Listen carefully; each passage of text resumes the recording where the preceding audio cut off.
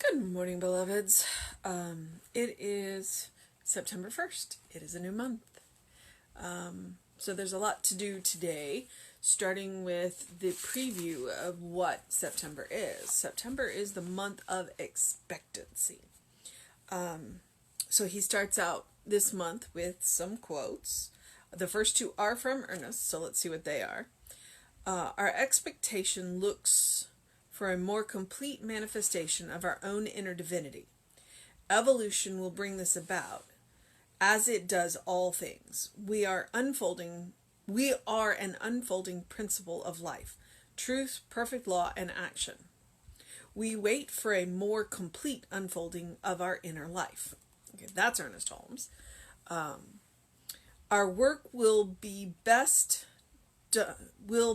be done in quiet expectancy and in calm confidence. The results rest in the eternal law of good. Ernest Holmes. Belief in limitation is the one and only thing that causes limitation, because we thus impress limitation upon the creative principle, and in proportion as we lay that belief aside, our boundaries will expand, and increasing life and more abundant blessings will be ours. Thomas Troward. The bounds of the soul thou shalt not find, though you travel every way. Heraclitus. Who is a fascinating Greek philosopher, by the way. I took a class and we studied Heraclitus, Anaxagoras, and I can't remember the third one, and they're fascinating. Ask me sometime and I'll give you all three of the philosophers. My professor had written books on, they're short, where it was collections and translations of their work, because there's not a lot left, and it's fascinating. Last one. But a man's reach should exceed his grasp, or what's a heaven for? And that is Robert Browning. Okay, so let's see what it's going to look like. We're back to Bible quotes. So, our title is My High State of Consciousness Attracts Only Good to Me. And our quote is, Thou shalt make me full of joy, from Acts 2:28. Okay, let's see. There's a law of attraction and repulsion that works automatically. It is like the law of reflection, where the reflection corresponds with the image held in front of the mirror. Emerson said that we see what we animate, and what we animate is what we see, and that we animate what we see. Jesus proclaimed that it is done unto us as we believe. This remarkable spiritual genius even went so far as to say that when we feel the need of anything or desire it, we should pray for it, and in the act of our prayer, we should mentally receive the object of our desire as though it already exists. This probably is the essence of that attraction that works automatically. How careful, then, should we be to guard our thoughts, not only to keep them straight, expecting only the good, but equally we should consciously expel every thought that denies good. This sometimes calls for long and difficult self-training. But if the principle is true, the reward will be certain. Nothing is more important than that we should consciously use this law of attraction with simplicity and in faith. My prayer today, then, is one of affirmation and acceptance. I lift my cup of acceptance, knowing there is a divine outpouring that fills it to the brim. If my cup appears to remain empty, I neither condemn myself nor lose confidence in life. Rather, I more carefully scrutinize my own thinking, turning away from that which denies my good. So, first off, Ernest is not going to let us get away with, I was about to say something that I'm not going to, half doing our work. He's like, nope, you're going to put in the work. So, and he starts off, and this is Troward, the law of attraction and repulsion, and I believe the law of reflection is also coming directly from Troward. Ernest was heavily influenced by some of Troward's work. The law of attraction and repulsion works automatically. It is like the law of reflection, where the reflection corresponds to the image held in front of the mirror. So if you're looking at it this way, what do you see when you look in the mirror?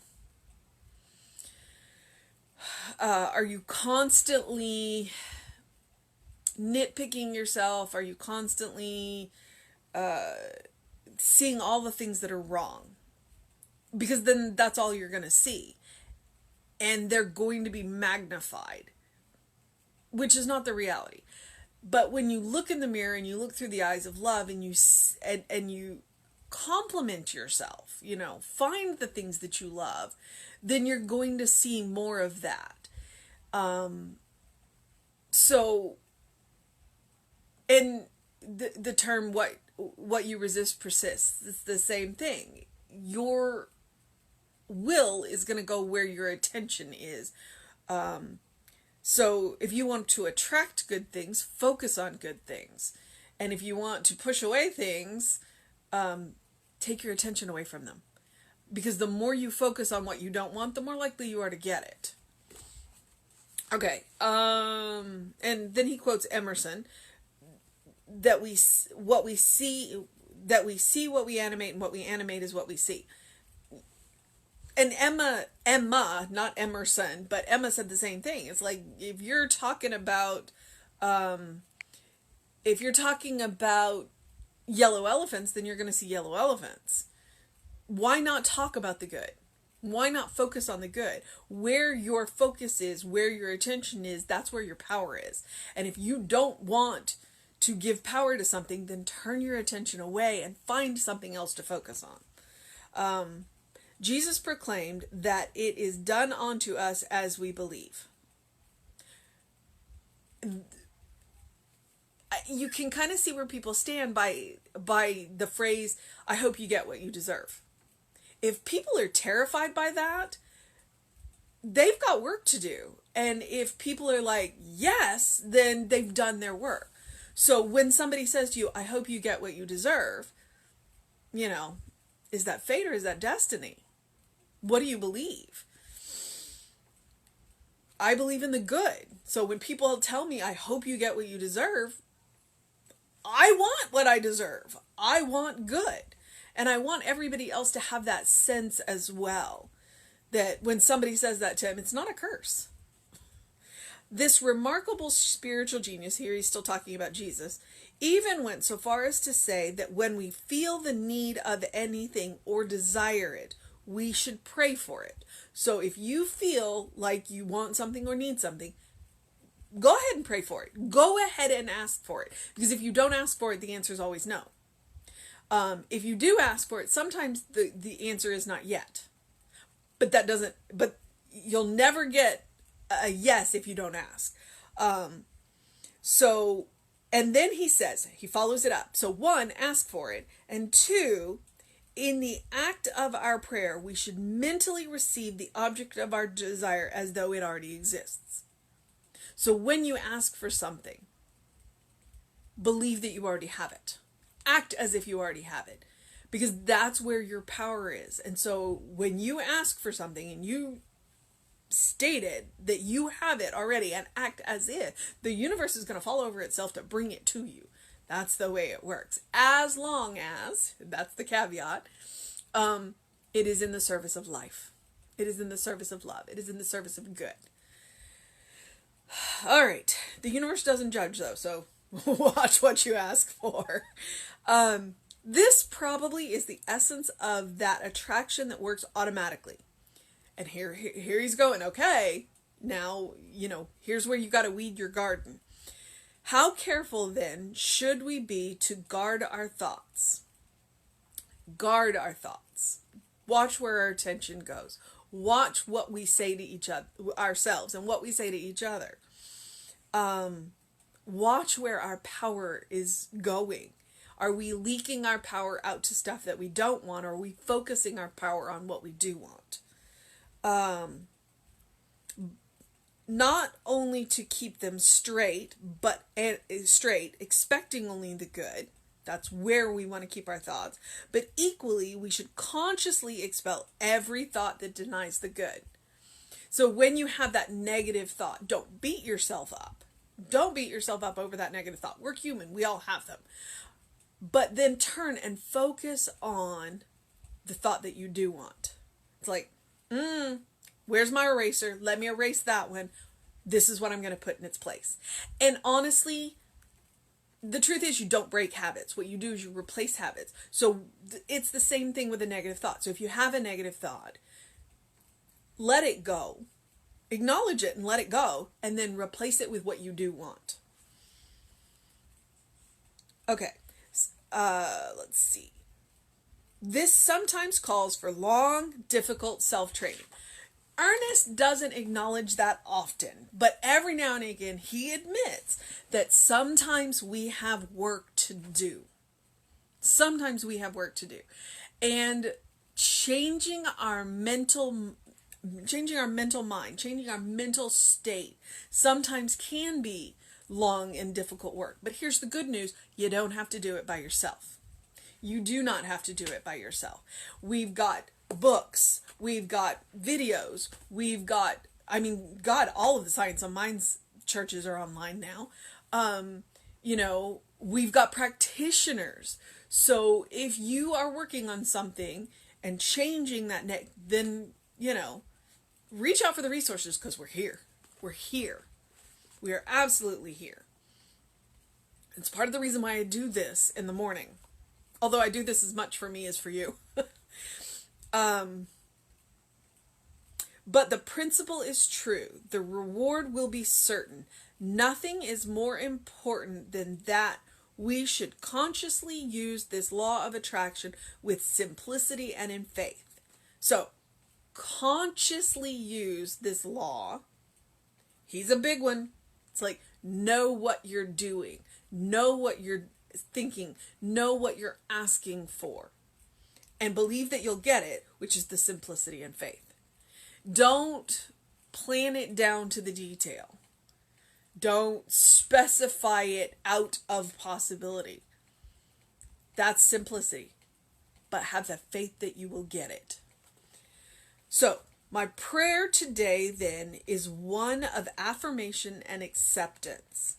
I lift my cup of acceptance, knowing there is a divine outpouring that fills it to the brim.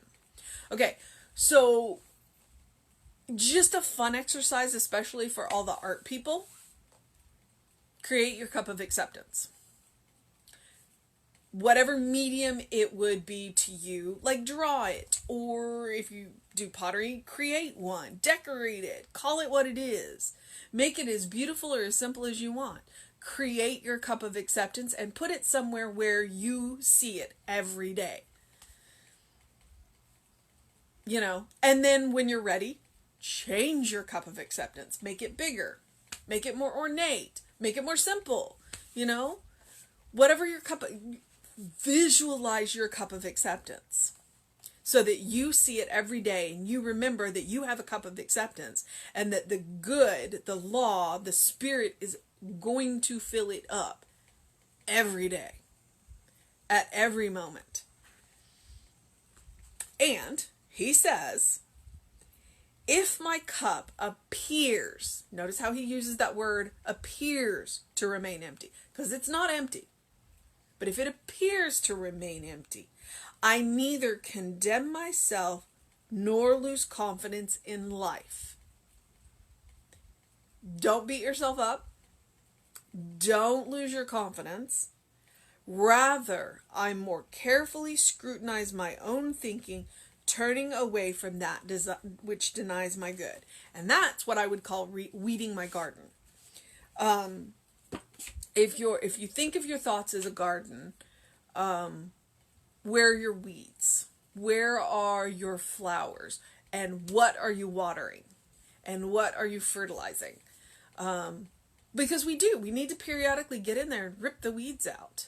And then we need to get in there sometimes, and we need to water, and we need to fertilize, and we need to plant new flowers. Or, if you want vegetables, go for it.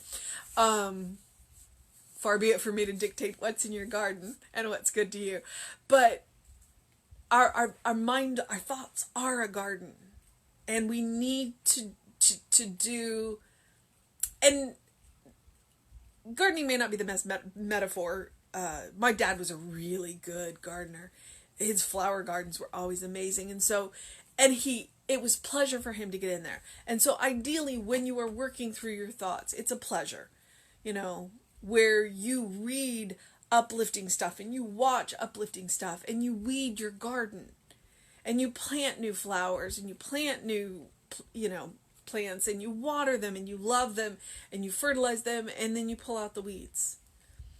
You pull out the weeds and you pull them out by the roots, and if they come back, then dig a little deeper. Dig a little deeper. All right, I'm going to move into the process of my day, but I'm going to remind you to do something loving for yourself, do something compassionate for yourself, do something kind for yourself today. Do something that engages your mind and your body. Do something that opens the windows of your soul and allows that breath of heaven in to remind you that heaven is around you all of the time. It merely takes us opening our eyes and being conscious of it. And because it is September 1st and it's 106 out there, please drink a lot of water. Please drink a lot of water and, hydrate. And do what you need to do to make it a wonderful day. And let me remind you that you are a beloved child of God in whom Spirit is well pleased. Always. Always. There is never a time that you are not. So, a reminder that Reverend David will be on with you around 5 p.m. I will be back with you at 9 a.m. Have a wonderful day, beloveds.